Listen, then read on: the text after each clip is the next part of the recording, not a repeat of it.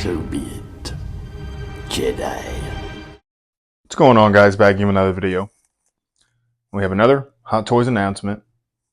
That being Kit Fisto, or as I like to call him, Kit the Shit Fisto. And this is his representation from Revenge of the Sith. Another figure resurrected from the coming soon graveyard. And to be honest, I don't think anyone could have predicted this was coming. Now, don't get me wrong, objectively, this thing is impressive. It looks great. I think his species of alien is visually interesting. In fact, I mean, pretty much any alien from Star Wars is going to have shelf presence. Happy to see it. This does pose some questions, which we'll get to shortly. But first, I want to say thanks for watching. Hope you guys enjoy the video. If you like what you see, consider subscribing. And if not, go ahead and hit that like button anyway. Kit Fisto, the Jedi from Attack of the Clones, that damn smile. The Jedi that lasted just a little bit longer than the other two that come to arrest Sidious. And the Jedi that had a pretty cool arc in the Clone Wars. But at the end of the day, this figure is for the everything collectors. Or those that are just crazy about Star Wars and crazy about Jedi and can afford to pick up low tier characters, in my opinion. I'm going to spoil it and say this isn't for me. This is definitely a figure that I think is cool. You could say I want it. I mean, I want most figures, but I don't need it. I passed on Mace, mostly because that head sculpt is not very good at all. And if I'm going to pass on Mace, I can't be picking up Kit Fisto. I mean, Mace Windu's pretty dope. At the end of the day, I'm okay with just having Anakin, Obi-Wan, I have an Ahsoka as well for my Jedi representation.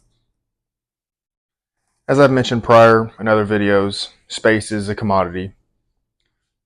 And this figure just isn't worth taking up a spot that another figure I care more for could have. It's cool looking, very stunning. I think the quote-unquote likeness looks great. And as I said, it's going to have some crazy shelf presence. But to be honest, I can't really imagine any Jedi Council members or Jedi from that era that I would want to buy. Maybe if they reissued Yoda, I think Yoda definitely deserves a spot. But Plo Koon, Saesee Tiin, Agen Kolar, Ki-Adi-Mundi, they're all cool. But I can't justify that kind of, as I said earlier, low tier character in a hobby as expensive as this and with space being so limited. But that's just me. Still super excited for those that are looking forward to this and getting it. Something I think is a big aspect of this hobby is collecting vicariously, and that's what I'll be doing with this. As you can see, there ain't a whole lot it comes with, but it's really nice that they included the Clone Wars gauntlet and gloves. It's just considerate. I think that could go well with any Jedi character of the era. But it is interesting that this year, 2024, is the 25th anniversary of The Phantom Menace. And thus far, we've only got one figure from that film. Mind you, it's Darth Maul 2.0 is a great figure, don't get me wrong.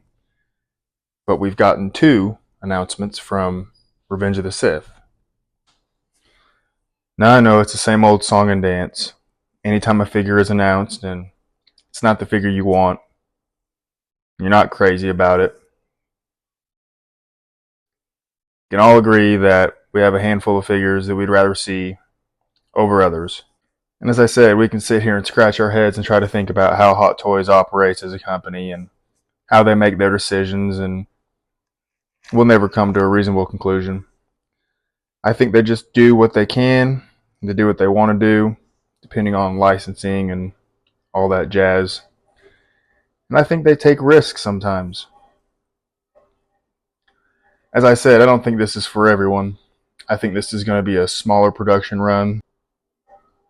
Smaller than what you'd see with a normal, more popular character, I guess. I think that it has potential to be crazy on the secondary market. I don't think we'll ever see another one. And as we've been seeing recently, if you want something, it's a good idea to pre-order it, because you're going to be forking up some cash and you're going to be hunting it down once it releases.